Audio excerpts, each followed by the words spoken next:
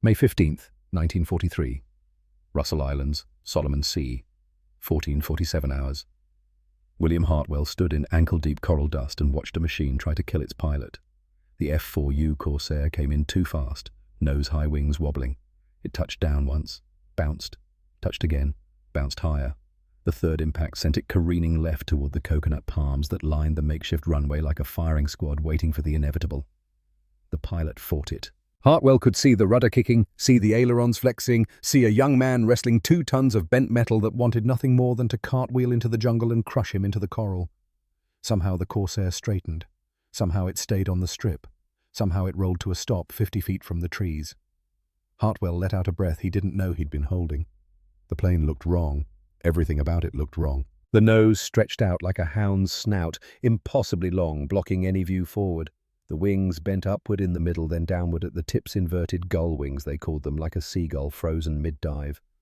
And the cockpit sat so far back, perched behind that massive engine cowling, that the pilot might as well have been flying blind. 25 years old, Hartwell had been flying combat for 8 months. 8 months of F4F Wildcats over the Solomon Islands. 8 months of diving and climbing and turning and burning. Lost 2 planes to Japanese Zeros. Walked away from both crashes. The Wildcat was slow, chunky, built like a beer barrel with wings. But it was honest. It told you what it was thinking. When it was about to stall, it buffeted. When it wanted to turn, it banked smooth and true. This Corsair, looked like it kept secrets. "Piece of shit," the voice came from behind him. Eugene Kowalski, 35. Detroit, a mechanic who'd been keeping marine aircraft flying since Guadalcanal, turned into a meat grinder 6 months back. Gene spat a stream of tobacco juice that landed near the Corsair's tire, dark against the white coral. "Never seen anything like it." Gene continued, shaking his head. 2,000 horsepower, Pratt & Whitney R2800 double wasp engine, 4 tons empty, 650 caliber Browning machine guns with 400 rounds per gun. "On paper, it's the most powerful fighter America's ever built," he spat again. "In practice, it's killing more Marines than the Japs." The cockpit canopy slid back. The pilot climbed out on shaking legs. Marcus O'Brien, 23 years old. Boston. First time in a Corsair. His flight suit was dark with sweat despite the wind coming off the Solomon Sea. His hands trembled as he pulled off his helmet. His face had the look Hartwell had seen before, the look of a man who'd just stared at his own death and couldn't quite believe he'd looked away in time. Marcus had aged 5 years in 20 minutes. "Stalled it twice on approach," he said to no one in particular, voice hoarse. "Bounced it 3 times on landing. That thing wanted to flip over and crush me." Hartwell understood. They'd lost 4 pilots in training already. Not to enemy fire, to the airplane itself. The heat pressed down like a living thing. By 7 in the morning it was already 95 degrees. The humidity made breathing feel like drowning. Hartwell's uniform stuck to his skin. Sweat ran down his back, pooled in his boots. The air smelled of aviation fuel and rotting vegetation and the sea. This was the Russell Islands, 200 miles northwest of Guadalcanal. The Americans had taken it without a fight 2 months ago. Now it served as a forward base, a stepping stone toward Rabaul, toward the Japanese stronghold that anchored their defense of the Solomon Islands. And now it was home to 200 F4U Corsairs that nobody wanted. The Navy had tried them first. Carrier operations. It should have been perfect. The Navy needed a fighter that could match the Zero, and on paper, the Corsair was it. Faster, more powerful, better armed. But carrier decks are unforgiving. The long nose meant pilots couldn't see the deck on approach. The high stall speed meant coming in hot, too hot, with no margin for error. The bounce in the landing gear meant every touchdown became a gamble. 7 accidents in the first month. Fatal accidents. Good pilots dead because they couldn't see where they were going and the plane wouldn't forgive mistakes. The Navy said no. Sent them to the Marines instead. The Marines called it the Ensign Eliminator. That night, the Coconut Grove became a briefing room. Major Gregory Boyington stood in front of 16 pilots, all of them looking at him like he might have answers. 30 years old, already famous, already drinking too much, already perfect for this suicide machine. He'd flown with the Flying Tigers in China before Pearl Harbor. He knew the Japanese, knew their planes, knew their pilots. Most importantly, he knew the Zero. Boyington didn't sugarcoat things. "The Japanese are going to laugh when they see us," he said. His voice carried the rasp of too many cigarettes and not enough sleep. They're going to look at this bent-wing beast and think Christmas came early. Too big, too heavy. That inverted gull wing is going to slow our roll rate. That long nose creates blind spots you could hide a battleship in. He paused. Let that sink in. The Japanese call American planes trucks. All power, no grace. The Corsair is the biggest truck they've ever seen. Someone coughed. The coconut palms rustled in the night breeze. Somewhere in the distance a generator hummed. The Zero, Boyington continued, is made of aluminum so thin you could punch through it with your fist. It weighs half what the Corsair weighs. Half. It can turn inside a phone booth. It climbs like an angel. It'll stay in the air on fumes while we're already swimming home. Hartwell had seen Zeros up close, had fought them, had barely survived them. Boyington wasn't exaggerating. Japanese pilots have been flying combat since 1937. China. 6 years of practice killing. We've been in this war for 18 months. They're ballet dancers with machine guns. Artists. In a turning fight, the Corsair will lose every single time. Marcus shifted in his seat. A few other pilots exchanged glances. This wasn't exactly a pep talk. But, Boyington said, and his voice changed, got harder. I have a different idea. He walked to a crude diagram someone had drawn in the dirt, 2 planes, one high, one low. Don't turn with them, don't play their game. The Corsair can dive faster than anything in the Pacific. 450 miles per hour straight down without coming apart. The Zero's wings will rip off at 350. Use the weight, use the power. 1 pass, 1 kill, dive from above. Unleash those 50 caliber Brownings, climb back to altitude before they know what hit them. He looked around at the faces in the dim light. The M2 Browning fires 1,200 rounds per minute. You have 6 of them. That's 7,200 rounds per minute. Half-inch slugs, armor-piercing incendiary. Enough firepower to saw a Zero in half. Marcus raised his hand. What about when they force us to turn? Boyington smiled. It wasn't a pleasant smile. Then you're already dead, he said. So you might as well ram them. Nobody laughed. 3 days later, intelligence brought photographs. Captain Michael O'Brien, no relation to Marcus, was the squadron intelligence officer. 28 Philadelphia looked like he'd been born worried. He spread the reconnaissance photos across a makeshift table, blurry images of airfields and revetments and rows of parked aircraft. Kahili Airfield, he said, pointing. 70 Zeros, Balal another 40. The Japanese are building up for something big. Hartwell studied the photos. The Zeros looked tiny, graceful, deadly. There's something else, O'Brien continued. New pilots, young faces. The cream of Japanese naval aviation died at Midway and over Guadalcanal. These are replacements, still good, still dangerous, but not the veterans who humiliated us in 1942. Still good enough to kill us, Hartwell thought. Training became everything. Every morning Hartwell fought the Corsair. The takeoff was the worst part. Had to lock the tail wheel, or it would ground loop swing around in a circle and dig the wing into the coral. Had to lead with right rudder to counter the engine torque, or the plane would flip. Had to get the tail up fast, or you couldn't see where you were going. It was like wrestling a bear while blindfolded. The stall was violent. No warning buffet like the Wildcat gave you. 1 second you were flying. The next second you were spinning toward the jungle with 3,000 feet to figure out recovery or become a smoking hole in the green. Landing required faith. You couldn't see the runway until the last second. Had to trust the curve of your approach, fly the pattern by memory, drop it in blind, and hope. Frank Callahan from Dallas didn't make it. Stalled on approach with no warning. The Corsair snapped inverted and went straight down into the water off the end of the runway. 23 years old. Dead before the splash settled. Vincent DeLuca from Chicago got target fixation during a practice gunnery run. Followed the target down to 500 feet before he tried to pull out. Not enough altitude. The Corsair was still pulling 7 Gs when it hit the jungle at 400 miles per hour. 24 years old. They found pieces of the plane spread over half a mile. Never found much of Vincent. The Corsair was teaching them in blood. But when it worked, when you got it right, it was like nothing Hartwell had ever experienced. 25,000 feet on a clear morning, the air so cold it burned to breathe. Push the nose over. The airspeed indicator starts winding up. 300, 350, 400. The controls get heavy but stay responsive. The engine screams but holds together. At 400 miles per hour, you cover a mile every 9 seconds. The world below becomes a blur. The Zeros. If there were Zeros, would look frozen, their pilots seeing you coming, but unable to react before physics made the decision for them. Theodore McKinley explained it with mathematics. 24 years old Kansas, he'd been a math teacher before the war. tall and thin with wire-rimmed glasses that made him look more like a professor than a fighter pilot. But he could fly the Corsair like he'd been born in it, and he understood the numbers in a way that saved lives. "Dive angle matters," he said one evening, drawing diagrams in a notebook. "Too shallow and you don't build enough speed. Too steep and you can't pull out without blacking out. Optimal is 68 to 72 degrees. Not 70 flat, that's just a guess. 68 to 72 based on entry altitude and target altitude." He showed Hartwell his calculations, energy equations, velocity formulas, G-force limitations. "The human body can handle about 9 Gs for a few seconds before you black out," Ted continued. "The Corsair can pull more than that, so the plane isn't the limiting factor. We are. We have to pull out early enough that we don't lose consciousness, but late enough that we stay in gun range." Hartwell studied the numbers. "What's gun range?"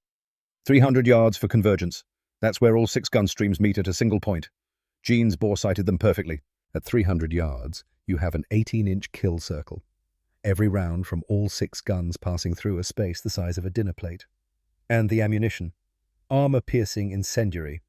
PI rounds. They burn at 3,000 degrees Fahrenheit on impact. Hot enough to ignite fuel vapor. Hot enough to melt aluminum. The Zero was made almost entirely of aluminum. Ted adjusted his glasses. "The Japanese pilots call our tracers golden fireworks. They think it's beautiful. They stopped thinking that when those fireworks started cutting their friends in half."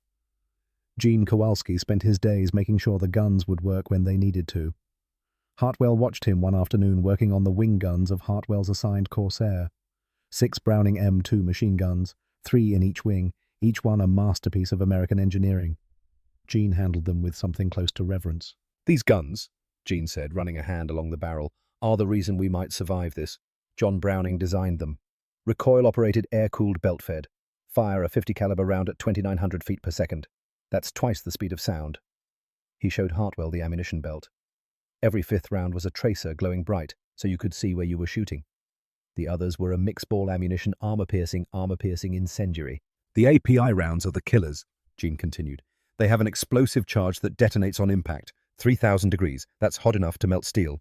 The Zero doesn't have steel. It has thin aluminum that's designed to save weight. When these rounds hit, they don't just penetrate, they vaporize." "How much ammunition?" 400 rounds per gun, 2,400 total.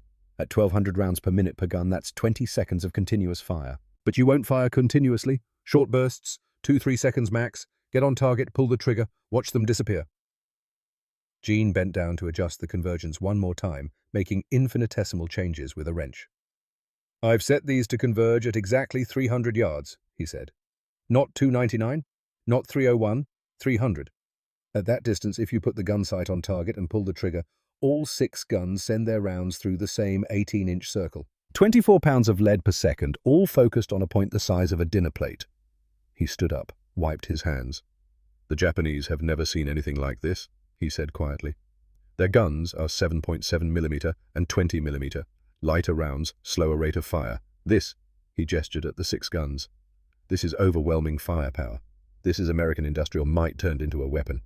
When you fire these, you're not shooting at a Zero. You're erasing it." June 28th, 1943. Hartwell took his Corsair up for a practice dive. 25,000 feet cold enough that ice formed on his oxygen mask. He could see forever up here, the Solomon Sea stretching blue to the horizon, the jungle-covered islands looking peaceful from this height. He pushed the stick forward. The nose dropped. 60 degrees, 70, 72. The airspeed indicator started unwinding its deadly story. 200 miles per hour, 250, 300. The controls grew heavier. The wind shrieked past the canopy. The engine roared. 350, 400, 410. His arms ached from holding the stick. The plane wanted to go faster, wanted to dive forever, wanted to tear itself apart in pursuit of the ground rushing up. 415, 418. At 418 miles per hour, William Hartwell understood. This wasn't a plane. This was a missile with a man strapped to it. This was controlled violence. This was physics weaponized. At this speed, the Corsair covered 600 feet every second. A Zero pilot might see him coming, might start to turn, but by the time the human brain processed the threat and sent signals to hands and feet, Hartwell would already be in gun range, and then past, and then climbing away before they could react. It wasn't flying. It was riding lightning. He pulled out at 5,000 feet, the G-forces crushing him into his seat vision, greying at the edges, the Corsair groaning but holding together. 7 Gs. 8. The wings bent visibly but didn't break. Level flight at 3,000 feet, heart pounding, hands shaking. The Corsair wasn't trying to kill him. The Corsair was a weapon, and he was learning to wield it if he survived the learning. June 30th, 1943. Dawn. The briefing started at 0500. The sky still dark, the air already warm and heavy with moisture. 16 Corsairs. Their first combat mission.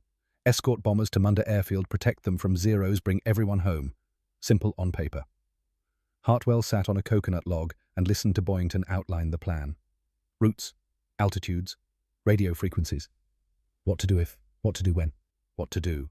The Major's voice was steady calm, like he was discussing the weather instead of sending men into combat against an enemy that had been killing Americans with practiced efficiency for 2 years.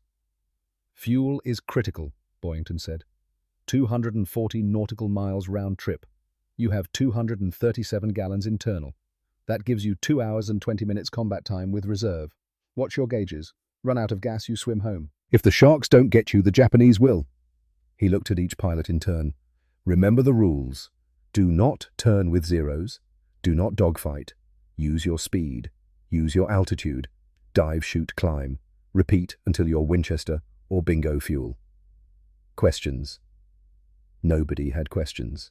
Or maybe everyone had questions, but nobody wanted to ask them.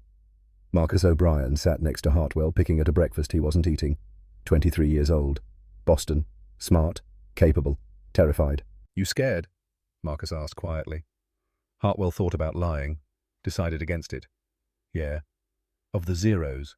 Of the Corsair. Marcus nodded. He understood. Hartwell's hands shook as he climbed into the cockpit at 0600. Not fear. Not exactly. Adrenaline. The knowledge that in an hour people would be trying to kill him.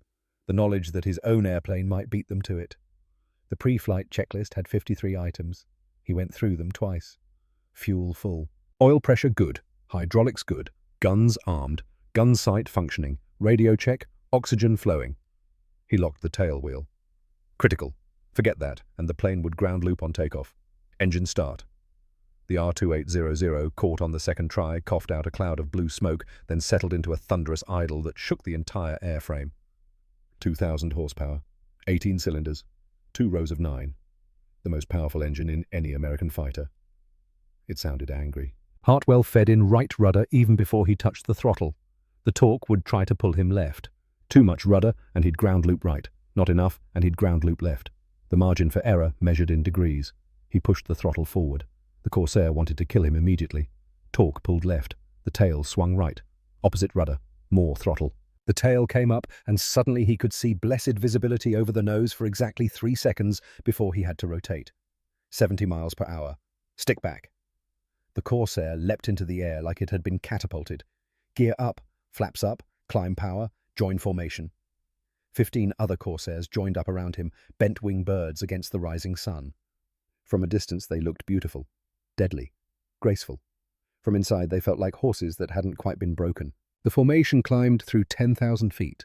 The temperature dropped from 90 degrees to 60. Hartwell's sweat froze. His oxygen mask developed ice crystals on the inside. His hands went numb on the stick. 20,000 feet. Temperature 20 below zero. The Corsair didn't care. The big engine just kept pulling, kept climbing, kept hauling 4 tons of airplane and weapons and one very cold pilot toward the thin air where they would live or die. 25,000 feet. They crossed New Georgia Sound, the water deep blue below the jungle-covered islands, looking peaceful. No sign of war. No sign of the Japanese fighters that intelligence had promised would be waiting. Then Marcus's voice crackled through the radio, tight with tension. Zeros. 2 o'clock high. Hartwell looked up. Couldn't see anything. Then the sun flashed on aluminum. 15, maybe 20, 3,000 feet above them. Perfect position for a diving attack. His mouth went dry. Boyington's voice came through the radio, calm as Sunday morning. Nobody turns. When they dive, we dive straight down. They can't follow. The Zeros peeled off in pairs, graceful as dancers. For 5 seconds, Hartwell appreciated their beauty. The elegant lines, the perfect formation, the way they moved through the air like they were born to it. Then they were trying to kill him. Red balls floated past his canopy. 20-millimeter cannon rounds. Each one big enough to blow a hole you could put your head through. 1 hit would be enough. 1 hit, and you were swimming, or burning, or dead. Hartwell pushed the stick forward. The Corsair's nose dropped into a 70-degree dive. The airspeed indicator started winding up its deadly count. 200 miles per hour, 250, 300. A zero behind him tried to follow. Hartwell could see it in his mirror getting smaller. The zero pilot was good. He'd gotten on Hartwell's tail, had the angle, had the shot lined up. 350 miles per hour. The zero gave up. Had to. Another 50 miles per hour, and his wings would fold. The laws of physics don't care about courage or skill or desire. The Zero's airframe could only take so much stress, and at 350 miles per hour in a dive, it was already at the limit. Hartwell kept going. 400, 420, 430. The jungle rushed up. The altimeter unwound like a broken watch. 15,000 feet, 10,000, 5,000. Pull out! He hauled back on the stick. The G-forces crushed him into his seat. 6 Gs. 7. His vision went grey at the edges, tunneled down to a pinpoint. The Corsair groaned, metal screaming, wings bending, but it held together, level at 2,000 feet, heart trying to punch through his ribs, hands locked on the stick, vision clearing. He looked back. No zero. They couldn't follow him into those dives. The speed that made the Corsair unwieldy in a dogfight made it untouchable in a dive. But Marcus O'Brien wasn't so lucky. Hartwell saw him 3 miles out, trailing smoke. A 20mm round had blown a hole in his wing the size of a basketball. Hydraulic fluid streamed behind him in a thin mist that caught the sunlight. No flaps for landing, the hydraulics were gone. Hartwell pulled alongside, checked the damage. Bad. Maybe survivable. Marcus gave him a thumbs up, but his face through the canopy looked pale. Landing approach. Marcus lined up on the runway, but he was coming in hot. No flaps to slow down, no way to bleed off speed except time and distance and prayer. 100 feet. 50. 20. Touchdown at 135 miles per hour. 60 miles per hour too fast. The Corsair hit hard, bounced, hit again. Marcus had no brakes, the hydraulics were gone. The plane rolled toward the jungle at 90 miles per hour, eating up runway, the trees getting closer. Hartwell watched, helpless. Marcus did the only thing he could. He kicked full rudder. The Corsair ground looped, intentionally, the only way to stop. The plane spun like a top tires, screaming dust, exploding in a cloud that hid everything. The landing gear collapsed. The right wing dug into the coral. The Corsair cartwheeled once, a slow-motion disaster of tearing metal and breaking parts. It stopped 50 feet from the trees. For a long moment, nothing moved. Then the canopy slid back. Marcus O'Brien crawled out, flight suit torn, blood running from his nose, limping, but alive. He stood there for a moment, looking at the wreckage of his Corsair. Then he looked up at Hartwell, who was circling overhead, and gave another thumbs up. Hartwell brought his own Corsair in for landing, hands still shaking.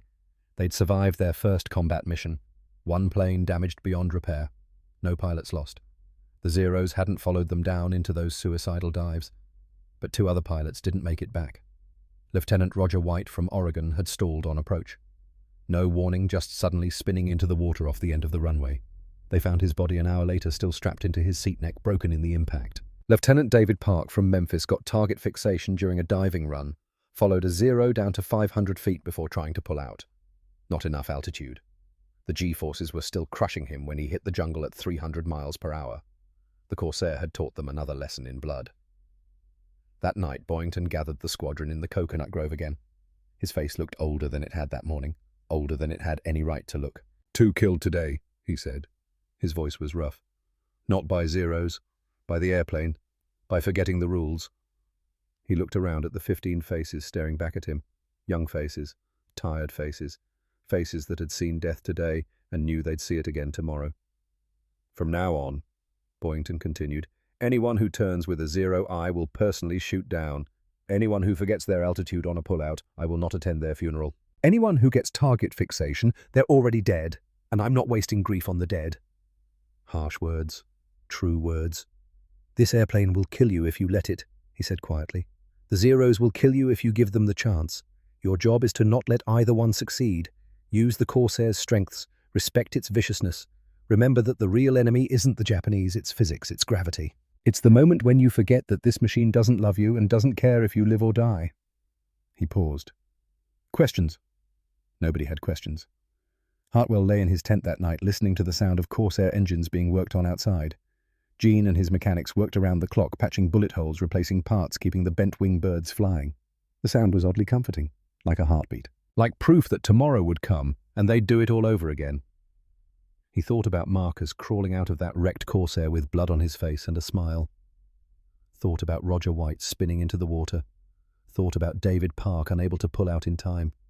Thought about the Zero he'd almost shot, the one that had tried to follow him down, the one whose pilot was probably lying in a tent somewhere thinking about the American in the bent-wing bird who dove too fast to catch. The Corsair wasn't the enemy. It was a tool, a weapon, a 4-ton missile that could dive at 450 miles per hour and climb back to altitude before the enemy knew what hit them. But it was also a killer, and it killed Marines and Japanese with equal indifference. William Hartwell closed his eyes and tried to sleep. Tomorrow would bring another mission.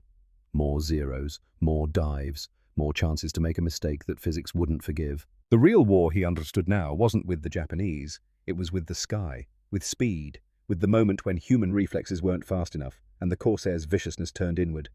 The real war was learning to survive the machine before you could use it to kill the enemy. And that war, Hartwell knew, would be measured in blood. July 1st, 1943. Russell Islands. 0600 hours. 6 missions in 14 days. Hartwell kept a notebook in his tent recording everything. Dive angles, airspeed numbers, fuel consumption rates, how many seconds on the trigger before the guns overheated, how many Gs he could pull before his vision grayed out, the altitude where his oxygen mask started icing over. The notebook was filling with data, mathematics written in blood. Theodore McKinley sat across from him one evening, adding his own calculations to the margins. The math teacher from Kansas had developed what he called optimization cards, small pieces of paper with tables and formulas that fit in a flight suit pocket.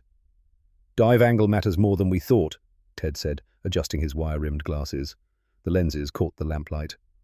70 degrees is too steep if you're starting above 28,000 feet. You build too much speed, can't pull out without blacking out. 68 to 72 degrees is optimal depending on altitude differential and target speed. He showed Hartwell a chart, numbers and angles and velocity calculations. The Corsair can theoretically reach 500 miles per hour in a dive, Ted continued. But at that speed, the controls lock up. Air pressure on the control surfaces becomes too much. You can't pull out even if you're conscious. So the practical limit is 430, maybe 440 in an emergency. What about the Zero? Their wings fail at 350. We've seen it twice now. They try to follow us down, their airframe can't handle the stress. Metal fatigue, flutter, then catastrophic failure. Hartwell studied the numbers. So we have an 80-mile-per-hour window. Fast enough, they can't follow. Slow enough, we can still pull out. Exactly. And in that window, we're untouchable. Marcus O'Brien had recovered from his crash landing. Bumps and bruises, nothing broken. But his hands shook now, all the time. Even when he wasn't flying. The flight surgeon said it was adrenaline damage, his body producing it constantly, unable to shut off the flood of chemicals that kept him alert and alive in combat. "I can still fly," Marcus insisted when they suggested grounding him. "Hands shake, but I can hold the stick steady enough." He could. Barely. But Hartwell watched him in the cockpit, saw the tremor in his fingers, saw the effort it took to line up the gun sight. The body keeping score, even when the mind said, "Continue." July 16th, 1943. Kahili fighter sweep. No bombers to escort this time, just 16 Corsairs looking for trouble. They found it over Bougainville, 40 Zeros climbing up from Kahili airfield. The Japanese pilots saw them coming. Some waggled their wings, the fighter pilots' challenge. Come play, come die.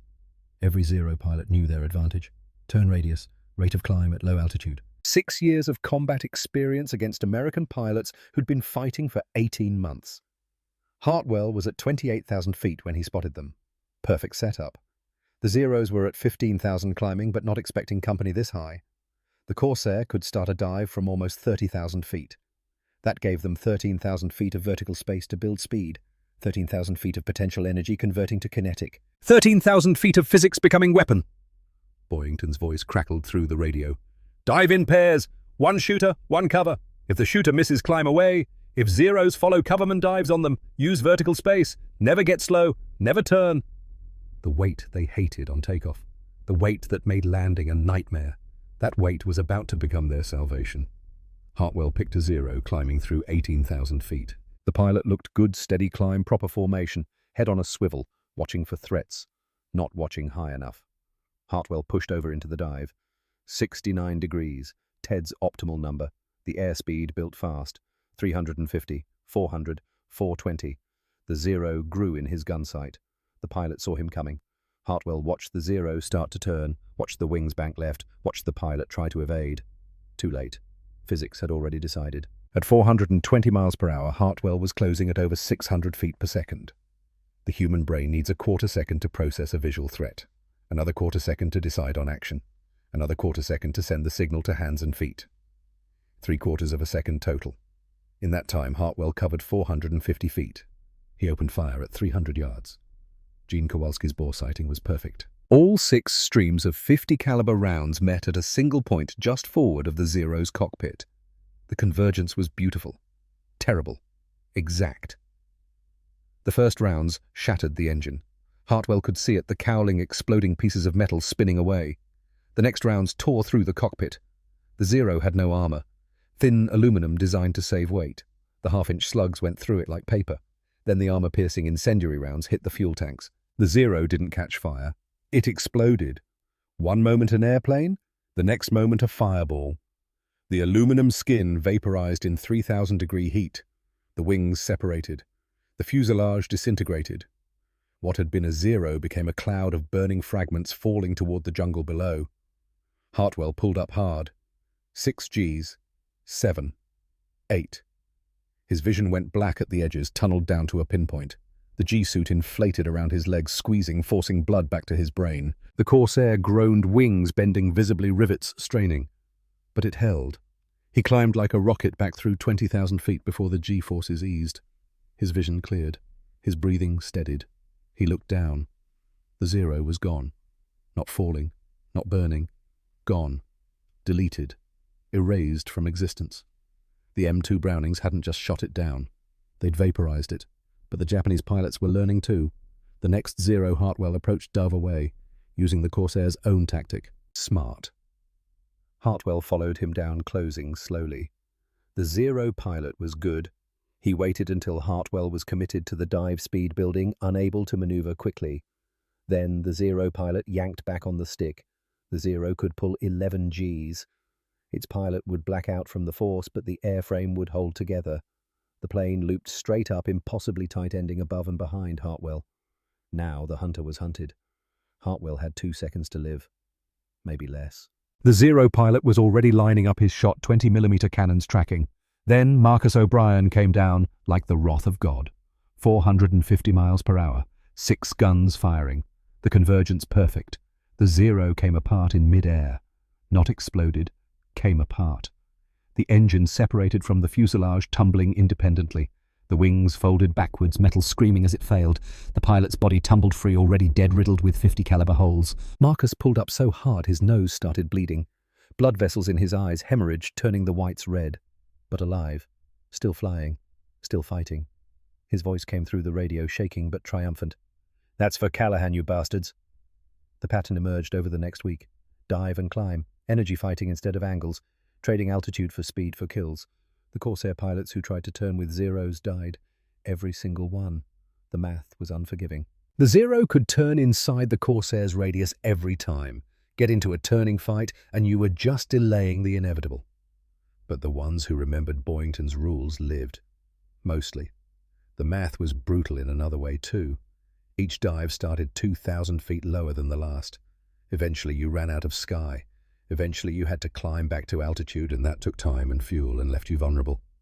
Lieutenant David Parker from Memphis ran out of sky over Shortland Island. Last seen diving through 5,000 feet with 2 Zeros trying to follow. His wingman said Parker was laughing over the radio, saying something about his daddy's moonshine being stronger than Japanese 20mm. The Zeros pulled out. Parker didn't. Maybe target fixation. Maybe mechanical failure. Maybe he just decided 3 kills was enough for 1 life. The jungle kept its secrets. August 15th, 1943. The Japanese tried something new. Instead of climbing to meet the Corsairs, they stayed low, 5,000 feet and below, using clouds for cover, forcing the Americans to come down where the Zero's turning advantage mattered more. Smart tactic, would have worked against Wildcats or P-40S, but the Corsair had another trick. From 30,000 feet, Hartwell could see everything. The whole battle space laid out like a map. Zeros hiding in clouds at 3,000 feet. A trap. Waiting for Corsairs to dive low and get stuck in a turning fight. Hartwell told his wingman Thomas Bennett, a kid from Nebraska who'd joined the squadron 2 weeks ago, to stay high and cover him. Then Hartwell did something insane. He rolled inverted and pulled straight down. 90-degree dive. Vertical. The airspeed indicator went crazy. 400, 450, 470. The Corsair was shaking, rivets straining. The noise was incredible wind, screaming past the canopy engine, roaring the whole airframe, vibrating like it wanted to tear itself apart. 490, 500 miles per hour. The controls locked solid from air pressure. Hartwell could barely move the stick. His arms ached from the effort. The altimeter unwound so fast the numbers blurred. The clouds rushed up. He punched through at 3,000 feet, doing 480 miles per hour. The Zeros were right there, flying lazy circles, waiting for Americans to bounce. They never saw him coming. Hartwell had maybe 2 seconds of firing time at that speed. He picked the leader, a green Zero with kill markings on the fuselage, opened fire at 400 yards. At that velocity, the 50 caliber rounds hit like artillery shells. The kinetic energy was enormous. The Zero's tail section separated completely, just gone, ripped off by the impact. The rest of the plane tumbled wildly, the pilot probably already dead from the shock. Hartwell pulled out at 500 feet. The G-forces crushed him into his seat. 9 Gs, maybe 10. His body weight felt like half a ton. His vision didn't just grey, it went red. Blood forced into his head by the crushing acceleration. The Corsair's wings bent so far he could see them flexing through the canopy. But they held. Climbing back through 8,000 feet, he checked his ammunition counters. Still had 300 rounds per gun, enough for 2 more passes. The Japanese pilots were rattled now. They'd never seen anything dive that fast and survive. Some tried to climb to meet the Corsairs. Bad idea. In a climb, the Corsair's power advantage was absolute. That massive R2800 engine just pulled them up like an elevator while the Zeros struggled. Others dove for the deck trying to escape, but the Corsair could follow them down, gaining speed every foot. One Japanese pilot, probably a veteran, tried something clever. As Hartwell dove on him, the Zero pilot cut his engine and deployed full flaps, airspeed dropping instantly from 200 to 90 miles per hour. Hartwell overshot by a mile, the Corsair blazing past at 400 miles per hour. The Zero pilot restarted his engine, retracted flaps, gave chase. For about 10 seconds he had a shot. Then Hartwell used the Corsair's power to zoom climb, 3,000 feet per minute straight up. The Zero tried to follow but stalled at 60 degrees, falling away like a leaf. They landed with fuel gauges on empty gun barrels, burned white from continuous firing, hydraulic fluid leaking from overstressed systems. 7 Zeros confirmed destroyed. No Corsairs lost. Morrison's plane had so many holes, Gene said he could see through it. 20mm rounds had walked up the fuselage, missing Morrison by inches. The armor plate behind his seat had 4 dents where cannon shells had hit and stopped. The difference between alive and dead measured in 3/8 of an inch of steel. The Japanese pilots had stopped laughing at the bent-wing bird, started calling it something else. Whistling death. The sound it made in those terrifying dives, air screaming through the oil cooler intake, a rising shriek that announced death from above. The cost was showing, not just in aircraft, in pilots. Marcus's hands shook constantly now. Not fear, adrenaline damage. His body couldn't stop producing it. The tremor had spread from his hands to his arms, sometimes his legs. The flight surgeon said it might be permanent. Hartwell had lost 30 pounds, down from 170 to 140. The stress of wrestling the Corsair, the G-forces, the constant edge of death, they were burning themselves up from the inside. The doctor from Baltimore, Captain Aaron Weinstein, tried to explain. The human body wasn't designed for 10G pulls, he said, looking at X-rays of Hartwell's spine. Blood vessels burst, organs shift, joints compress. Every combat mission ages you a month. Physiologically, you're not 25 anymore. You're closer to 40. Can I still fly? Can you? Yes. Should you? That's a different question. Hartwell flew anyway. They all did. What else was there? September 3rd, 1943. Intelligence reported something big moving. 150 Zeros converging on Rabaul. The Japanese were planning something. Maybe another run at Guadalcanal. Maybe an attack on the new American bases. Whatever it was, those Zeros had to be stopped. The problem was range. Rabaul was at the edge of the Corsair's combat radius. They'd have maybe 10 minutes over target before fuel forced them home. Boyington had an idea. Crazy. But all his ideas were crazy. Drop tanks. Belly tanks full of extra fuel. Use them to get there. Drop them before combat. Fight on internal fuel. Gene and his mechanics worked all night welding attachment points to the fuselages. The tanks threw off the Corsair's balance, made it even more unstable, but they added 200 miles of range. Enough. Maybe. September 5th, dawn. 24. Corsairs lifted off in the grey light. Hartwell's plane felt wrong with the belly tank. Sluggish. The centre of gravity all wrong. Like flying with an anchor strapped underneath. Climbing through 15,000 feet ice forming on the wings. 20,000. 25. The temperature hit 40 below zero. The belly tank started leaking. Fuel streaming into the slipstream, evaporating instantly in the cold air. One spark, and Hartwell would become a fireball. He flew on. What choice was there? New Britain appeared through broken clouds. Rabaul's Simpson Harbour filled with ships. And above it, circling at 20,000 feet, the largest fighter formation Hartwell had ever seen. At least 100 Zeros, stacked from 15,000 to 25,000 feet. Waiting. They knew the Corsairs were coming. Boyington's voice crackled through the radio. "Drop tanks!" Hartwell pulled the release. The tank fell away, tumbling toward the jungle below. The Corsair immediately felt better, lighter, angrier. Time to fight. The Japanese had learned from previous encounters. They didn't climb to meet the Corsairs, didn't give them the altitude advantage. Instead, they spread out, covering every altitude band. No matter where the Corsairs dove, they'd have to pass through layers of Zeros. Smart. But Boyington had learned too. Instead of diving immediately, the Corsairs climbed higher. 30,000 feet. The Zeros couldn't follow that high. Their engines, starved for oxygen, coughed and sputtered and refused to climb further. The Corsairs circled above the entire enemy formation, looking down like eagles. Then Boyington gave the order. Not a mass dive. Sequential attacks. 4 planes dive while 20 cover. As the first 4 climb away, the next 4 dive. Continuous pressure from maximum altitude. Hartwell was in the third wave. He watched the first 2 groups tear through the Japanese formation. Zeros scattering. Trying to climb. Trying to pursue. Chaos. Perfect chaos. His turn. Nose over. Dive angle 70 degrees. Airspeed building. 400 miles per hour. 420. 440. A Zero appeared in his gun sight, trying to dodge left. Hartwell kicked rudder, lined up, fired. 2-second burst. Maybe 3.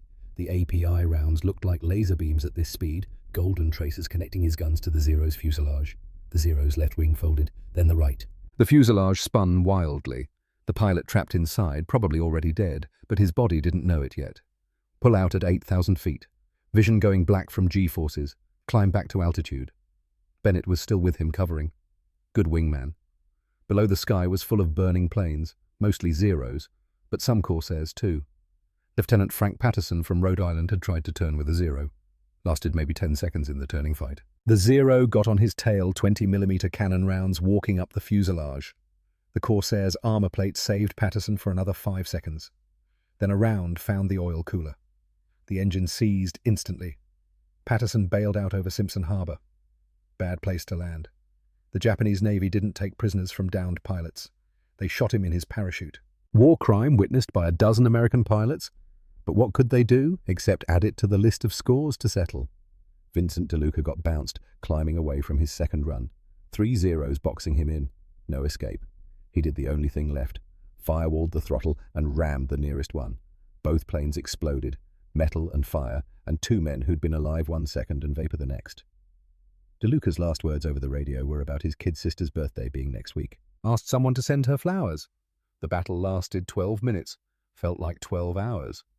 When Boyington called withdrawal, Hartwell had 60 rounds left per gun, barely enough for 1 pass. His fuel gauge showed 30 minutes to empty. They'd never make it back to Russell Islands. Plan B, emergency field on Treasury Island, 40 miles closer, maybe possible. The flight back was quiet. Everyone counting fuel, computing distance, calculating survival. The Corsair burned 20 gallons per hour at cruise. The gauge showed 15 gallons. Treasury Island was 30 minutes away. The math didn't work. Hartwell leaned the mixture until the engine coughed, dropped to minimum RPM, glided when possible. Every mile stretched their luck thinner.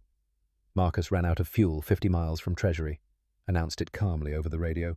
"Engine quitting, going in, see you boys later." He pushed the nose down, looking for the best spot to ditch. The Corsair glided about as well as a brick, 1,200 feet per minute straight down. Marcus had maybe a minute to set up. He picked a stretch of calm water between 2 islands, lowered flaps to slow down, hit at 90 miles per hour. The Corsair skipped once, twice, then submarined. The nose dug in and the whole plane flipped forward tail over nose and went under. Marcus got out just before it sank. Hartwell saw him surface, saw him start swimming. A Catalina flying boat picked him up 3 hours later. Sharks had been circling, but Marcus still had his .45. Put rounds in the water whenever they got close. Hartwell's engine quit on final approach to Treasury Island. No warning, just suddenly a glider. Too low to bail out, too fast to survive a crash. The runway was right there, 300 yards. But the Corsair without power dropped like a stone. Hartwell did mental math. Descent rate versus distance. Not going to make it. Going to hit the trees 50 yards short. Bennett saw it happening. Did something impossible. He dove his Corsair underneath Hartwell's plane and waggled his wings. The disturbed air, the vortices from Bennett's wings, gave Hartwell's plane just enough extra lift. Just enough to clear the trees by 10 feet. The dead Corsair slammed onto the runway, landing gear collapsing immediately, sliding 800 feet on its belly, throwing sparks, the screech of metal on coral, loud enough to wake the dead. Hartwell climbed out on shaking legs and watched Bennett do a victory roll at 50 feet. Crazy bastard. Math teacher from Nebraska had computed the exact angle to create lifting vortices, had risked his own plane to save Hartwell's life. Score for the day. 31 Zeros confirmed destroyed, 8 Corsairs lost, 5 pilots killed, 3 wounded. Victory technically, but they couldn't sustain those losses. The Japanese had pilots to spare, reserves, training programs. The Marines didn't. That night, Hartwell couldn't stop his hands from shaking. Not fear. Not anymore. Something else. His body forgetting how to be normal. How to not produce adrenaline every second. October 1943 brought worse weather and better tactics. The Japanese stopped playing the Corsairs game. No more high-altitude gatherings. Now they flew in small groups, low, using weather fronts for cover, forcing the Americans to come down where turning mattered. The Corsair pilots adapted, started working in larger teams, 8-plane flights instead of 4, half diving while half covered, always someone with altitude advantage. But the Japanese had another card to play. Night attacks. Single bombers flying so low they were invisible to radar, dropping their load and disappearing before fighters could scramble. Sleep deprivation became another weapon. Every night, air raid sirens, sometimes real, sometimes false. The pilots averaged 3 hours of sleep. Exhaustion made them sloppy. Sloppy got you killed. Lieutenant Roger White from Oregon got sloppy on October 15th. Forgot to check his 6 o'clock position during a dive. The Zero was waiting exactly where training said it would be. 20mm cannon rounds walked up White's fuselage. The armor plates stopped most of them, but one found the gap between plates, entered just below his shoulder blade, exited through his chest. White stayed conscious long enough to get the Corsair back to base, died as the corpsman tried to get him out of the cockpit. His last words were about the Oregon rain, how he missed it. October 20th almost ended Hartwell's war. Routine patrol turned into ambush. 12 Zeros hiding in a cloud bank at 8,000 feet. Hartwell never saw them coming. First indication was tracers passing his canopy. Red balls of light. 20mm. He broke hard left. G-suit inflating. Vision graying. The Zero followed. This pilot was good. Veteran. Didn't overshoot. Stayed in the sweet spot. Hartwell's 6 o'clock position. Hartwell tried everything. Barrel rolls, chandelle, split S. The Zero matched him move for move. Getting closer. The next burst would find him. Hartwell did the only thing left. Pushed the stick full forward. Negative Gs. His body slammed against the canopy. Blood rushed to his head. His eyes felt like they'd explode. The Corsair went inverted diving straight down. The Zero pilot, surprised, hesitated half a second. Enough. Hartwell pulled through the bottom of the loop, came up behind the Zero. One burst. The Zero's engine exploded. Oil and flames. The pilot never got out. But Hartwell had torn something inside. Blood in his oxygen mask. The negative Gs had ruptured something. He flew back to base tasting copper. Landed barely conscious. The doctor found internal bleeding. Not immediately fatal, but bad enough. 2 weeks grounded while his body repaired itself. 2 weeks of watching other pilots take his plane up. 2 weeks of attending funeral services. By November they were winning but dying. The kill ratio was 12-1 in the Corsair's favor. But the Japanese kept coming. New pilots. Younger faces. But still dangerous. The Corsair was proving itself the best fighter in the Pacific. But it demanded everything from its pilots. Marcus developed ulcers. Eugene Kowalski's hair went grey. He was 24. Hartwell lost another 10 pounds, down to 130. The doctor said they were literally consuming themselves, burning muscle tissue for energy their bodies couldn't provide anymore. November 11th, 1943, Armistice Day, 25 years since the end of the Great War, the war to end all wars. Hartwell thought about that as he strapped into the Corsair. His father had fought in France, came back different, never talked about it except once drunk crying about friends who didn't come back. Now, Hartwell understood. You didn't talk about it because words were too small. How do you explain watching DeLuca ram a Zero? How do you describe Marcus ditching in shark waters? How do you tell someone about the smell of hydraulic fluid mixed with blood? The mission was another fighter sweep over Rabaul. The Japanese were getting desperate. Kamikaze wasn't official policy yet, but some pilots were choosing it anyway. If they couldn't outfight the Corsair, they'd ram it. Trade one for one. Honor in death. Hartwell watched a damaged Zero deliberately fly into Theodore McKinley's plane. Both exploded. The math teacher from Kansas, who'd saved Hartwell's life with turbulence calculations, was gone in a second. No time for last words, no parachute, just fire and fragments falling toward the sea. Hartwell felt something break inside. Not sadness, not rage, something colder. He dove on the next Zero with mechanical precision, fired at maximum range, watched it burn, climbed, picked another, dove. Fired, killed, no emotion, no thought, just the job. When they landed, he had 5 kills for the day. Ace in a day. Boyington slapped his back. The other pilots cheered. Hartwell felt nothing, went to his tent, sat on his cot, tried to remember what Ted's face looked like. Couldn't. The final push came in December. The Japanese Navy was pulling back, consolidating, but they wanted to bloody the Americans one more time. December 17th, they threw everything at Rabaul. 200 fighters and bombers, the largest air battle of the Solomon campaign. The Corsairs met them at Angels 25, 25,000 feet. Hartwell was flying Marcus's wing now. Marcus was flight leader, 22 years old and flight leader because everyone else was dead or broken. They had 16 Corsairs against 40 Zeros protecting 30 bombers. The odds didn't matter anymore. They were beyond odds. The battle turned into a vertical maze. Corsairs diving, climbing, diving again. Zeros trying to protect the bombers while fighting off the attacks. The sky filled with tracers, explosions, falling planes. Hartwell stopped thinking. Let training take over. Dive, fire, climb, repeat. His guns overheated, barrels glowing red. He kept firing. An ammunition can exploded in his left wing, blowing a hole 3 feet wide. He kept flying. Marcus got hit climbing away from his third run. 20mm through the engine. Oil everywhere. The windscreen went black. Marcus flew by instruments, calling positions over the radio until the engine seized. Then he rolled inverted and bailed out.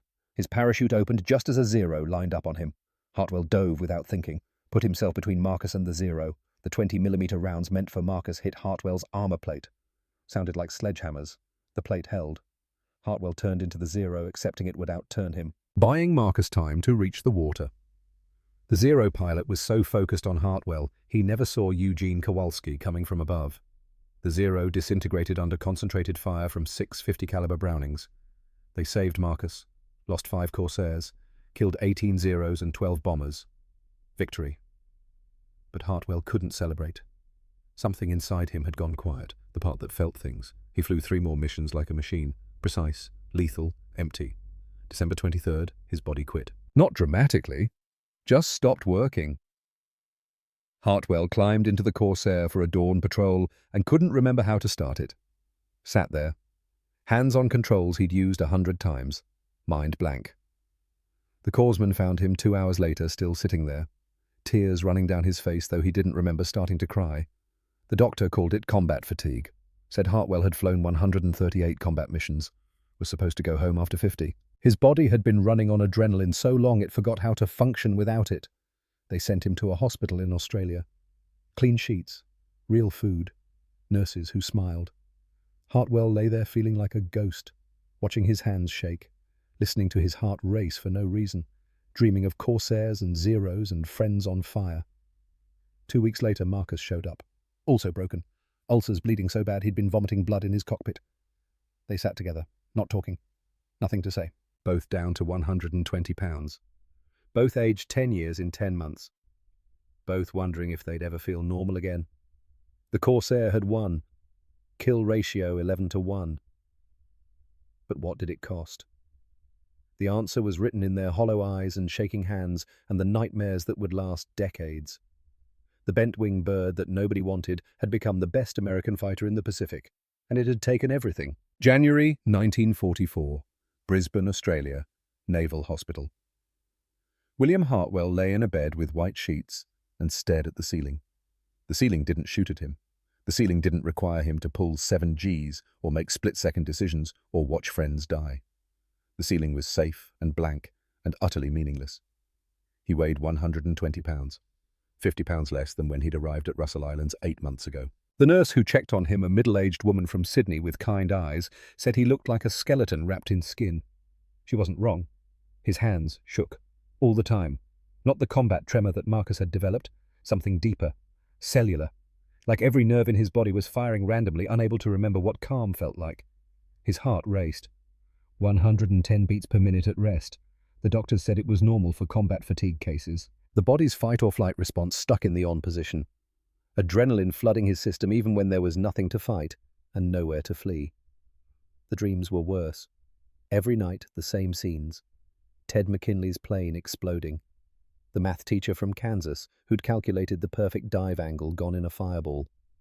Vincent DeLuca ramming the Zero, both planes disintegrating his last words about his sister's birthday. Marcus ditching in shark-infested water. Roger White bleeding out in his cockpit talking about Oregon rain. And zeros. Always zeros. Coming at him from the sun, from clouds, from nowhere. Red tracers floating past his canopy. The shriek of 20mm rounds missing by inches. He'd wake up tangled in sweat-soaked sheets, heart-hammering, gasping for air that didn't smell like cordite and hydraulic fluid. The nurses would find him and talk him down. Remind him where he was. Tell him it was over. But it wasn't over. Not in his head. 2 weeks into his stay, Marcus O'Brien showed up. Also broken. Also 120 pounds. His ulcers had gotten so bad he'd been vomiting blood in his cockpit. Flying combat missions while bleeding internally. The doctors were amazed he'd survived this long. They put Marcus in the bed next to Hartwell's. For the first day, neither spoke. What was there to say? They'd been through something that words couldn't touch. Something that lived in the space between heartbeats and the moment before sleep. On the second day, Marcus said, "You remember that first landing I made, bounced it 3 times?" Hartwell nodded. "I thought the plane was trying to kill me," Marcus continued. His voice was hoarse from the vomiting. "Turns out it was just preparing me, teaching me what it felt like to be that close to death. So when the zeros came, I'd already know. Did it help? I'm alive. So I guess it did." They fell silent again. Outside the window, Brisbane went about its business. Cars and trams, people shopping, children playing, normal life. A world that had no idea what happened at 30,000 feet over Rabaul. The nightmares came with their own mathematics. Hartwell calculated once, unable to sleep at 3 in the morning. 138 missions. Average 70 minutes per mission. 9,660 minutes in combat. 161 hours total. At his resting heart rate of 110 beats per minute, that was over 1 million heartbeats spent at altitude with people trying to kill him. 16 zeros destroyed, 14 friends lost. The ratio was 1.14 kills per friend, less than 1 enemy for every American who died. The numbers said he won. His hand, still shaking at 25 years old, said otherwise. Some equations don't balance. Some debts compound interest forever. January 15th, a new doctor arrived. Commander Catherine Morrison, 38 years old, Navy psychiatrist from Philadelphia. Graying hair pulled back in a tight bun, sharp eyes that missed nothing. The first thing she did was throw away their sedatives. "You need to feel things," she said bluntly, "not numb them. Your bodies are trying to process trauma. Sedatives just delay the reckoning." Hartwell wanted to argue. The sedatives were the only things that let him sleep more than 2 hours at a stretch. But Dr. Morrison wasn't asking permission. She started making them talk. Not about tactics or kill ratios or the technical specifications of the Corsair. About the human things. The losses that mattered. "Tell me about DeLuca," she said one afternoon, sitting between their beds with a notepad. Marcus looked away.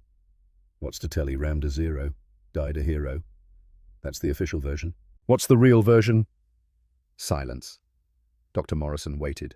She was good at waiting. Finally, Marcus spoke. "He had a sister, Catherine. She was turning 16. He talked about her all the time. How she wanted to be a teacher. How she was the smart one in the family. How he was going to buy her a typewriter when he got home so she could write her college essays." His voice cracked. We took up a collection after. Bought the typewriter. Sent it to her with a letter saying Vincent wanted her to have it. I don't know if that made it better or worse." Hartwell found himself talking too. About Ted McKinley, the math teacher who turned dive bombing into a science, who calculated the exact angle to create lifting vortices under Hartwell's dying plane, who wore wire-rimmed glasses that made him look more like a professor than a killer. "He never talked about the killing," Hartwell said, "only the math." Like if he focused on the numbers, he didn't have to think about what the numbers meant. Energy equations, velocity formulas, G-force limitations. He could reduce war to calculus, make it clean. "And White?" Dr. Morrison asked. "The one from Oregon?" "He just wanted to go home," Marcus said quietly. "Missed the rain, that's all. Just wanted to stand in Oregon rain again, feel it on his face, smell the wet earth. He talked about it like other men talk about women. That reverence." "Doctor," Morrison wrote in her notebook, "you're carrying them, every single one. The weight is crushing you because you think if you let go, they disappear." Hartwell hadn't thought of it that way, but she was right. "They're already gone." Dr. Morrison continued, her voice gentle but firm. "You don't honor them by destroying yourself. You honor them by living, by remembering them as people, not as ghosts." The sessions continued.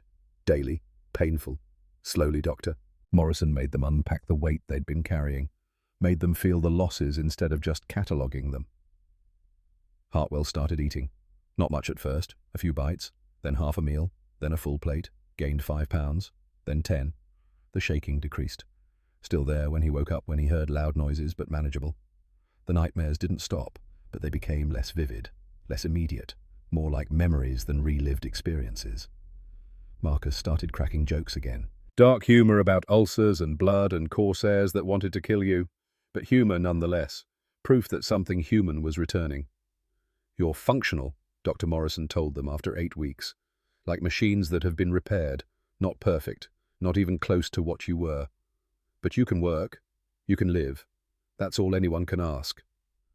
It wasn't much of a victory, but it was something. February 1944, news arrived from the Pacific. The Corsair had been redesignated. No longer a failed carrier fighter. Now the premier marine fighter bomber. Official. The inverted gull fighter that nobody wanted had become the best American aircraft in the Pacific theater. Final tally, 2,300 Japanese aircraft destroyed. Kill ratio 11-1. The Japanese pilots who'd laughed at it in 1943 were mostly dead. The ones still alive ran when they saw that distinctive gull wing shape, when they heard the whistle of death diving at 450 miles per hour. The machine had proven itself, had cleared the skies, had won. But the numbers told the official story. The scars told the real one. March 1944. Hartwell got orders home. Training command, Pensacola, Florida, teaching new pilots how not to die in the Corsair. He stood on the dock in San Francisco wearing a uniform that hung loose on his skeletal frame. His mother was there waiting. She tried not to cry when she saw him, failed. His father stood beside her, the Great War veteran. He didn't cry, just nodded once. One warrior to another. No words needed. They understood each other in a way Hartwell's mother never could. The weight that didn't show, the scars that weren't visible, the price that got paid in pieces of soul left scattered across foreign skies. The train ride to Pensacola took 4 days. Hartwell sat by the window and watched America roll by. Farmers in fields, factories with smokestacks, small towns with white churches, kids playing baseball in dusty lots. Normal life? He felt like an alien visitor. These people had no idea. How could they? How could anyone who hadn't been there understand what happened when you dove at 500 miles per hour with Zeros trying to kill you and your own plane trying to kill you, and the only thing between life and death was mathematics and violence? They couldn't. They'd never be able to. And maybe that was okay. Maybe that was the point. They lived normal lives because men like Hartwell had gone to places like Rabaul and done things that couldn't be spoken about. At Pensacola, Hartwell met his trainees, fresh ensigns, 21 years old, eager, excited to get into the fight. They looked at him with awe, the ace, the veteran, the man who'd killed 16 Zeros and survived 138 combat missions. Hartwell wanted to tell them to run. Go fly transports, bombers, anything but fighters. Instead, he taught them Boyington's rules. Never turn with a Zero. Always keep altitude advantage. Trust the Corsair's strength. Respect its viciousness. When one asked what combat was really like, Hartwell described the sensation of multiple simultaneous catastrophes burning, drowning, falling, happening all at once. The kid's smile faded. Good. Let him understand before he got there. Fear might save his life. The training was brutal by design. Hartwell showed them how to deal with the torque on takeoff, how to recover from the violent stall, how to land blind. But mostly, he taught them to survive the plane itself. The Corsair had killed more Marine pilots in training than the Japanese did in combat the first year. These kids needed to respect it, fear it a little. The ones who got cocky died. One trainee reminded Hartwell of Ted McKinley, Thomas Bennett, Nebraska farm boy with a head for mathematics and a natural precision in the cockpit. 21 years old. Same wire-rimmed glasses, same quiet competence, same way of approaching flying like a physics problem to be solved. Hartwell rode him harder than the others, criticized every landing, made him repeat maneuvers until they were perfect. Bennett thought Hartwell hated him. The opposite was true. Hartwell was trying to save him, give him every tool to survive. Because Ted had all the tools and still died. Because no amount of preparation guaranteed anything. But it was all Hartwell could do. Pass on the lessons written in blood. Hope they stick. Hope the math teacher's calculations would save one more life. Letters came from the Pacific. Marcus wrote once. Short letter. He was back flying against doctor's orders. Said the new pilots were good but green. Said he missed the old days, which was insane. The old days were hell. Bleeding ulcers and nightmares and watching friends die. But Hartwell understood. There was something clean about that hell. Simple. Stay alive. Kill the enemy. Protect your wingman. Everything else was noise. Civilian life was complicated in ways that combat never was. In combat, the rules were clear. Here, nothing was. April 1945, 1 year into teaching. Hartwell had sent 300 kids to the Pacific. Got letters from some of them, not from others. The ones who died, their families sometimes wrote, thanking him for training their son, for giving him the skills to survive as long as he did. Hartwell kept those letters in a box, couldn't read them. Each one was a failure. Another kid he hadn't prepared enough, another mother crying over a telegram, another father standing silent at a grave. Bennett graduated top of his class in April, got orders to VMF 312, Marcus's squadron, flying out of Okinawa. Hartwell shook his hand, wanted to say something profound, something that would keep him alive. Ended up just saying, "Don't turn with zeros. Remember the math. Trust what Ted taught us." Bennett nodded. "I will, sir. I promise." 3 months later, Marcus wrote a longer letter. Bennett had made ace in 2 weeks over Okinawa. 6 kills, clean diving attacks, perfect technique, everything by the book. Then got bounced by 4 zeros on his 7th mission. Took a 20mm round through the wing, same as Marcus had back in June 43. But Bennett remembered. Didn't turn, didn't panic, just flew the plane. Nursed the damaged Corsair 30 miles to the nearest destroyer. Ditched alongside. Clean water landing. Submarine picked him up 3 hours later. Broken arm concussion, but alive. "Kid remembered everything you taught him," Marcus wrote. "Every word, every lesson. Didn't turn, used his speed, flew it until it couldn't fly anymore, then got out. You saved his life, Bill. Maybe not in the air that day, but in the classroom, in the hours you spent drilling him. That counts. That's worth something." Hartwell folded the letter carefully, put it in the box with the others. The good ones. Proof that teaching mattered, that passing on knowledge earned in blood could save lives. Not all of them. Ted's knowledge couldn't save Ted, but it saved Bennett. And that was one life, one mother who wouldn't get a telegram, one father who wouldn't stand silent at a grave. One was better than none. May 1945. Germany surrendered. The war in Europe was over. All resources now focused on the Pacific.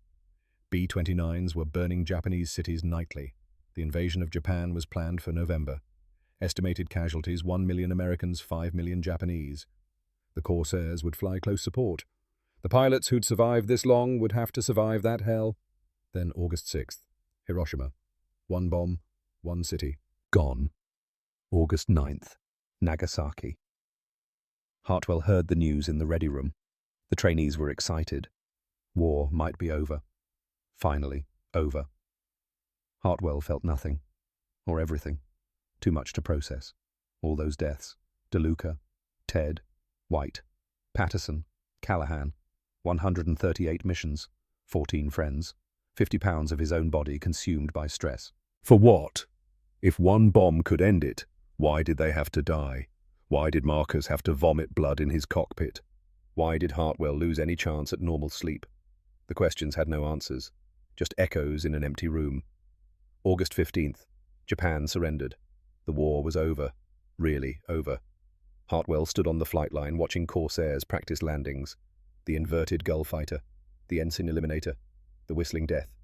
Started as a failure, became a killer, ended as a legend. The machine had done its job, cleared the skies, won the war in the Pacific. But machines don't pay prices. People do. December 1945. Hartwell got discharged, went home to Pittsburgh, got a job at an accounting firm. Normal life, quiet life. Married a girl named Elizabeth who didn't ask about the war. Smart woman. She understood that some doors stayed closed, that some rooms in a person's mind were marked no entry, and you respected that. Had 2 kids, a boy and a girl. Named the boy William Theodore Hartwell Jr., middle name for Ted. Never explained why to anyone. How do you explain that you named your son after a man who calculated the exact angle to create lift vortices, after a math teacher who became a killer because that's what the world needed, after someone who died in fire because a kamikaze pilot chose honor over survival? You don't. You carry it quiet. Hope the boy grows up good. Hope he never has to understand. Life updates came over the years. Marcus stayed in the Marines, made colonel, flew jets, tested the F9F Panther, the F2H Banshee. Always pushing, always faster. On November the 3rd, 1952, he took up a prototype F4U Cutlass. Something failed at 40,000 feet. The plane disintegrated. Marcus didn't get out. He died doing what he'd always done, flying at the edge, testing limits. Even in peacetime, he couldn't stop. Hartwell attended the funeral. Arlington National Cemetery. Full honors. Marcus's mother was there, elderly and frail. She hugged Hartwell, whispered, "Thank you for bringing him home the first time." Hartwell didn't tell her that Marcus had never really come home, that pieces of him stayed scattered over the Solomon Sea, that the man who came back was functional but not whole. Eugene Kowalski became a commercial pilot, flew DC-3s, then DC-6s, then 707s, flew until mandatory retirement at 60. Died in his sleep at 91, probably dreaming of Corsairs and Zeros at Angels 25. His obituary mentioned he'd been a marine mechanic in World War II, didn't mention that his hands had kept 50 planes flying, that his bore sighting had helped kill 67 enemy aircraft, that his knowledge had saved lives. History records pilots. Mechanics get footnotes. 1953. Miramar Air Show, San Diego, California. William Hartwell stood in front of a restored F4U Corsair. 35 years old now, but looking 50. Grey at the temples, lines around his eyes, the weight of 14 ghosts visible in his posture. A Japanese man approached, late 40s, civilian clothes, walked with a slight limp. "Lieutenant Hartwell." The accent was thick, but the English clear. "Just Hartwell now. Haven't been lieutenant for 8 years. I am Saburo Sakai, 64 victories. Rabaul, 1943. The name hit Hartwell like a fist. He'd heard it in briefings. The Devil of Rabaul, one of Japan's top aces. The man who'd killed Americans with methodical precision for 3 years. They stood in awkward silence. What do you say to the man who tried to kill you, who killed your friends, who you tried to kill? Sakai spoke first. I feared F4U most, not because of weapon, because of pilots. He paused, choosing words carefully. You fought like men who knew price and paid anyway. Never retreat, never surrender. I lost 11 wingmen to F4U, to you, to pilots like you. He bowed slightly. Respect. Hartwell felt something unclench in his chest. A knot he didn't know he'd been carrying. I lost 14 friends, Hartwell said quietly. Not all to you, not all to Japan, to the war, to the machines, to the price we all paid. I lost 11 wingmen, 6 brothers from Naval Academy, 2 cousins, friends since childhood. Sakai's eyes were distant. To F4U, to Hellcat, to war. He looked at the Corsair behind them, the bent wings gleaming in California sun. We were tools. Both sides. War used us, broke us, threw away pieces. A long pause. I think maybe the ones who died got easier fate. They don't have to remember. Hartwell nodded slowly. That was the truth. Nobody spoke. The dead were gone, clean, final. The survivors carried them forever. They shook hands. Two old warriors, different flags, same scars, same weight. No absolution, no forgiveness needed. Just recognition that they'd both survived something that took pieces they'd never get back. After Sakai left, Hartwell stood alone in front of the Corsair for a long time, touched the propeller. The metal was cool under his fingers. "We won," he whispered to the machine, to Ted, to DeLuca, to all of them. 11-1. We cleared the skies, just like Boyington said. The Corsair was silent. Machines don't answer, don't judge, don't forgive.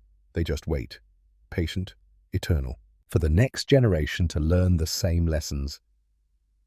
Hartwell lived until 2001, 56 years after the war ended. 56 years of waking up at 3 in the morning, 56 years of flinching at loud noises, 56 years of carrying 14 names like stones in his chest.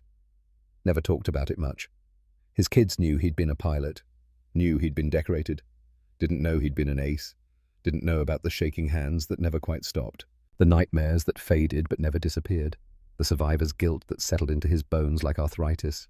They knew he was quiet, serious, that he'd wake sometimes at 3 in the morning and sit in the dark, that certain sounds, sharp cracks, engine backfires made him flinch. They didn't know why. He never told them. Language failed to capture what physics and violence had taught him. William Hartwell's funeral was on a grey November morning in 2001. His son, William Theodore Jr., now 54 years old, gave the eulogy. Talked about a good father, a quiet man, someone who'd served his country and come home and lived a normal life. All true, all incomplete. After the service, William Jr. went to clean out his father's house, found a box in the attic, 300 letters from trainees, photos from Russell Island's young men grinning at the camera, not knowing half of them would be dead in 6 months. A list of names written in faded ink, 14 names, and one more thing, a Japanese 20mm shell, diffused, inert, heavy, with a note attached in his father's handwriting. This one had my name on it. Ted got in the way. He calculated the exact angle even while dying. Even then he was teaching. Some debts you carry until you can't carry any more. Pass it on. Never let them forget what it cost. William Jr. held the shell. Cold metal. Heavy. Deadly even in its harmlessness. He didn't understand. Not fully. How could he? You had to be there. Had to feel the Corsair shake at 500 miles per hour. Had to see Zeros coming apart under the concentrated fire of 6 M2 Brownings. Had to watch friends die and somehow keep flying. But he kept the shell, because some debts transfer across generations. Some stories demand witnesses even when the witnesses weren't there. Some prices get paid forever. The F4U Corsair flew in Korea, flew in Vietnam, served in the French Air Force, the Honduran Air Force, didn't fully retire from all military service until 1979. 37 years, the longest-serving piston fighter in American history. A museum in Pensacola has one now. Restored. Perfect. The inverted gull wings gleaming under spotlights. A plaque underneath reads, F4U Corsair, in memory of those who mastered her. A smaller engraving below, easy to miss. They learned to ride lightning. Some never came down. On the numbers tell one story. 2,300 Japanese aircraft destroyed. Kill ratio 11-1. Air superiority achieved. Mission accomplished. History records the victory. But William Hartwell paid for that victory every night for 56 years. In dreams of fire and friends, and the moment before Ted's plane exploded. Marcus O'Brien, paid in blood, vomited into his oxygen mask and a death-testing jets because he couldn't stop pushing. Theodore McKinley paid with his life at 24 years old, his calculations outliving him, saving lives he'd never know about. The Corsair, that bent-wing beast that nobody wanted, became the weapon that cleared the skies. It took American kids barely old enough to drink and turned them into killers, into survivors, into ghosts who walked through peacetime carrying wartime inside them. They learned to ride lightning. Some came down, some didn't. And the ones who did were never the same. In a house somewhere, a 20mm shell sits on a shelf. A note attached, a debt passed down. William Theodore Hartwell Jr. keeps it there. Shows it to his own son sometimes. Explains that his grandfather flew Corsairs in the Pacific, that he was a hero. Doesn't mention the nightmares. The shaking hands, the weight his grandfather carried for 56 years. Some things you can't explain. Some prices are invisible, but the shell sits there, heavy, silent, waiting. A promise that freedom wasn't free, that victory cost everything, that some debts compound interest across generations. The museum closes at sunset. The lights dim on the Corsair. The inverted gull wings fade into shadow. Tomorrow they'll illuminate it again for another crowd of people who weren't there, who can see the machine but never feel what it took to fly it, who can read the plaque but never understand the price behind those words. The Corsair sits silent, patient, eternal.